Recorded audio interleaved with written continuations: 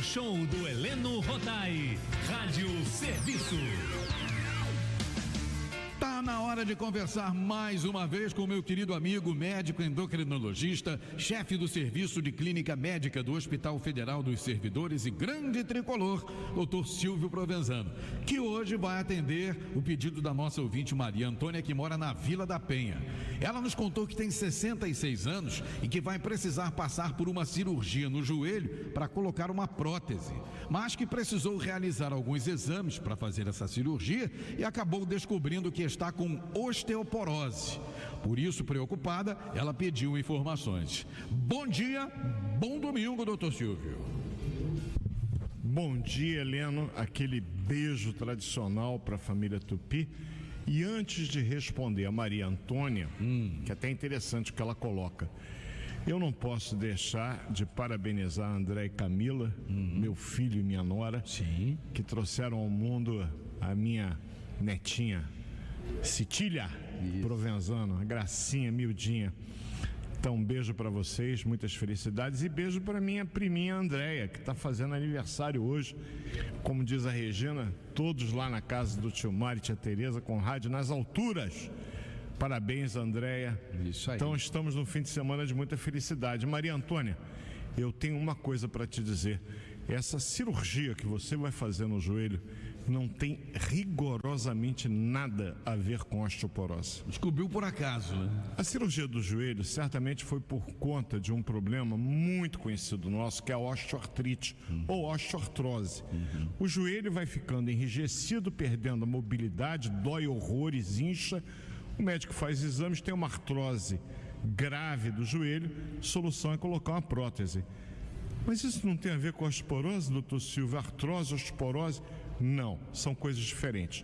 Então hoje o programa é explicar para a família Tupi o que é a tal da osteoporose. Você já me perguntou, eu vou responder. Beleza, então vamos lá. A osteoporose é uma condição clínica muito comum, principalmente à medida que a carteira de identidade vai ficando igual a minha, amarelinha.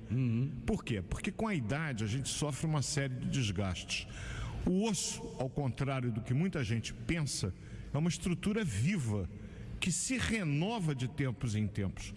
Heleno, quando eu te conheci, os meus e os teus ossos não eram os que são hoje. Sim. Eles já se remodelaram. Então eu tenho no tecido ósseo basicamente dois tipos de células. Osteoblasto, que forma osso, e osteoclasto, que destrói osso. E existe um perfeito equilíbrio entre a formação e a destruição, que leva à remodelação óssea. Certo. No entanto, por conta de algumas situações, alguns fatores, eu posso ter um predomínio da destruição óssea, que vai levar a uma perda da calcificação, da densidade óssea.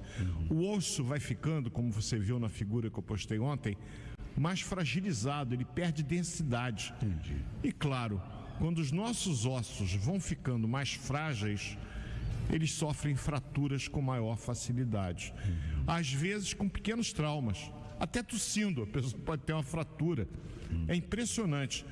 E isso, evidentemente, que acarreta riscos. Sabe-se que depois dos 75 anos de idade, a pessoa que tem osteoporose e sofre uma fratura, ela tem um risco maior de ficar o quê? Acamada. E meu saudoso professor Clementino Fraga Filho, que me ensinou nos anos 70, quer matar o velho? Bota ele na cama. A gente, quando fica muito tempo parado, a gente aumenta uma série de condições que dobram o nosso risco cardiovascular. Agora imagina aquela vovó que teve uma fratura do fêmur, que está acamada por conta de uma osteoporose que poderia ter sido identificada, mas não foi, poderia ter sido tratada e controlada, mas não foi. Ela sofre uma fratura porque ela escorregou no banheiro, porque ela tropeçou no tapete da sala. Então, alguns cuidados, família, a gente tem que ter com os idosos. Primeiro, esquece tapete na casa. Tira os tapetes, porque é muito comum tropeçar e cair. É verdade. Coloque antiderrapante no banheiro. Coloca aqueles apoios laterais para a pessoa poder se segurar durante o banho, uma cadeirinha até para sentar, para evitar riscos que podem levar a uma fratura devido a um osso que perdeu densidade óssea e ficou mais fragilizado. É bom colocar aquelas barras também, até ao lado do vaso sanitário também, né? Sim. Todo auxílio ainda é pouco. E veja bem, a osteoporose, ela dá tanto no homem quanto na mulher, se bem que, a bem da verdade, ela é mais comum nas mulheres, sobretudo após a menopausa, porque existe um fator de risco importante, que é a questão hormonal. A ausência do estrogênio contribui para o desenvolvimento da osteoporose. Sabe-se que o estrogênio é importante também na absorção do cálcio. E aí, se eu reduzo o cálcio é um íon importantíssimo no sangue, porque ele regula os batimentos cardíacos, evita uma série de alterações, inclusive nas contrações musculares. O maior depósito de cálcio no organismo humano é o osso. Se eu não tenho a disponibilidade de recebê-lo através da dieta, o meu organismo, inteligentemente, entre aspas, vai no osso e chupa o cálcio do osso. Eu vou aumentar o processo da descalcificação óssea. Então, a menopausa é um fator de risco para a mulher pela ausência de estrogênio. A falta de exercícios físicos. Sabe-se que a osteoporose é muito mais comum na pessoa sedentária, e aí tanto faz ser homem ou mulher, do que na pessoa que tem uma atividade física mínima que seja, de meia hora por dia andando, por exemplo. O tabagismo. A gente sabe que o ato de fumar aumenta o risco da osteoporose. Algumas drogas aumentam o risco da osteoporose, dentre elas o corticoide. E há quem precise usar esse tipo de medicamento, por exemplo, para bronquite. Então o uso é diário.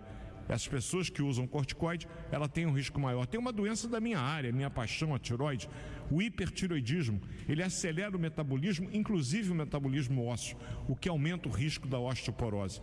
Então, são inúmeras as condições que cabe ao médico e somente a ele a investigação diante de um paciente que fez um exame, que é o que faz o diagnóstico, chamado densitometria óssea. É um aparelho específico que dá para avaliar o grau da densidade óssea. E a gente tem uma densidade que é normal, e quando ela está acima ou igual a 2,5 desvios padrão, DP, tem osteoporose. Entre 2,4 até 1, eu tenho uma perda de massa que a gente chama de osteopenia. Na condição de osteopenia que precede a osteoporose, o tratamento já deve ser iniciado com algumas medidas que eu repito. Cabe ao médico, identificando fatores de risco, tentar corrigi-los e fazer um suplemento de cálcio, avaliar os níveis da vitamina D. Eu fico surpreso em termos que eu vejo no meu consultório, no Hospital dos Servidores, inúmeros pacientes com níveis baixos de vitamina D. Mas isso se deve a quê? Ao estilo de vida que a gente leva. Nós nos privamos do rei sol. Ele é o rei. Sem sol não haveria vida. E como a minha saudosa vovó Dona Maria da Conceição Regalado, que Deus a tenha, ela me ensinou uma coisa desde pequenininho. Silvio, presta atenção, tudo que não tem faz falta e tudo que é demais faz mal. É o caso do sol. Não tendo sol faz falta. Demais dá o câncer de pele. Nós somos campeões mundiais. Meia horinha, 4 vezes por semana, não vai dar câncer de pele em ninguém e garante os níveis seguros de vitamina D, que é um fator que vai evitar a osteoporose. Agora me diga uma coisa, a osteoporose afeta demais a qualidade de vida das pessoas no dia a dia, né, meu amigo? Principalmente quando surgem as fraturas. E veja bem, eu tenho osteoporose porque os meus ossos estão doendo. Nananina não. A osteoporose é um processo metabólico do osso caracterizado pela falta de cálcio, absolutamente sem sintomas. Isso aí. Assintomático. A senhora pode estar, minha amiga que está nos ouvindo agora, ou meu amigo já com uma certa idade que nem eu, com o osso osteoporótico, olha que palavra bonita. Nem sabe. Não sabe, porque não tem sintoma. Quando surge o sintoma, é sinal de que a encrenca já veio. É quando o osso quebra. Aí, obviamente, que vai doer. E o detalhe, para eu quebrar meu osso, se ele tem uma densidade óssea normal, haja pancada. Não é escorregando no banheiro que o meu osso vai quebrar. Mas se eu tenho osso osteoporótico, é tropeçar no tapete da sala que a encrenca se armou. E aí uma fratura do colo do fêmur, terrível. Tem que colocar uma prótese, é uma cirurgia grande, é uma cirurgia que implica em certo sangramento, que tem que ter alguns cuidados. E veja bem, normalmente numa pessoa que já está numa faixa etária um pouco mais avançada, o que obviamente aumenta o risco de fazer uma cirurgia na pálpebra, quanto mais no colo do fêmur. E a recuperação é demorada, né, doutor? E a gente vê aquelas pessoas que têm uma estatura menor do que a que tinham, sabe por quê? Fratura de corpos vertebrais devido à osteoporose. O corpo vertebral, quando ele fratura, ele achata. E aí eu perco o quê? Estatura longitudinal. Aquela pessoa que a gente mede, fala assim, engraçado, eu tinha 1,70 m, estou com 1,65 m. Você tem 1 ou 2 corpos que achataram devido à osteoporose. Vamos falar do tratamento, amigão? Tratamento da osteoporose é dependendo da causa, mas normalmente eu tenho medicamentos que aumentam a formação óssea e tenho medicamentos que diminuem a destruição óssea. A gente estuda caso a caso, são os bifosfonatos, eu tenho análogos biológicos como o denosumab, que podem ser usados nesses casos de osteoporose, sempre sob supervisão médica. Normalmente nós pedimos a densitometria a cada 2 anos, é muito comum aqui no Brasil, eu vejo pedir todo ano, não é necessário, a cada 2 anos a gente pede e faz a avaliação. E o tratamento, se for com bifosfonato, pode ser toda semana, em alguns casos um comprimido mensal. Quando foi a injeção do denosumab, que é um agente biológico, é a cada 6 meses. O problema é que não está no SUS e o custo é caro. Além disso, a gente faz a suplementação com carbonato de cálcio e checamos os níveis da vitamina D. Não custa nada pedir o TSH para ver se a função tiroidiana está normal. E os cuidados de alimentação, de exercício físico e evitar o tabagismo. Perfeito. Assunto para domingo que vem, meu amigão? Estamos no Outubro Rosa. Isso. O mês lindo. Eu me lembro logo da Citília, claro.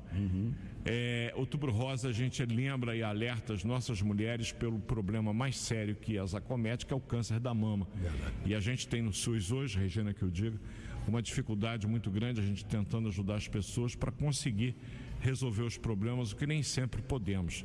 É lamentável, né? Quem quer atender todo mundo acaba que não atende ninguém, a verdade é essa. É o sistema mais maravilhoso do mundo de atendimento público, se vocês querem saber. Mas quer atender tanta gente, a demanda é tão grande que acaba falhando, e quando falha é uma tragédia. Elogiar ninguém elogia, mas criticar, poxa, 20 criticam. E eu sou o primeiro a reconhecer quantas e quantas vezes eu gostaria de fazer coisas que eu não consigo fazer, porque o próprio regulamento do SUS amordaça a gente, né? Sem a gente conseguir fazer tudo. Mas o câncer de mama é uma condição que a própria mulher pode identificar se ela está em risco ou não. E identificá-lo precocemente, evidentemente que aumentam as chances de cura. E para isso, adivinha quem que vai vir aqui? Peraí, deixa eu ver se eu adivinho. É ela mesmo, nasceu na mão dela de parto normal. É botafoguense. É botafoguense, está feliz da vida com a liderança do campeonato. E o meu eterno obrigado a Célia Regina Silva, que com aquela voz tranquilizadora permitiu que a Camilinha e a André tivessem um momento de pura felicidade. Parto normal nas mãos dessa... Foi aqui no Rio ou na Serra? Aqui. Não, foi aqui no Rio. Eles moraram um tempo, a família de Camila é toda lá de Itaipava, aquela região de Serrana, mas eles agora moram no Recreio. Foi na Zona Oeste, Celinha que deu acompanhamento com Alberto Borges, com o meu colega Dr. Bazanella, anestesista, enfim, a equipe toda, pediatra na sala. Correu tudo bem, graças a Deus, tudo em paz. Então tá bom, meu querido. Um abraço, bom domingo, boa semana. Domingo que vem, então, doutora Célia e doutor Silvio falando sobre câncer de mama na campanha Outubro Rosa. Um abraço. Esperamos que as pessoas não deixem de votar. O voto é um momento de cidadania, exerçam-no com consciência. Até domingo que vem, uma semana abençoada. Abraço, amigo. Vai com Deus.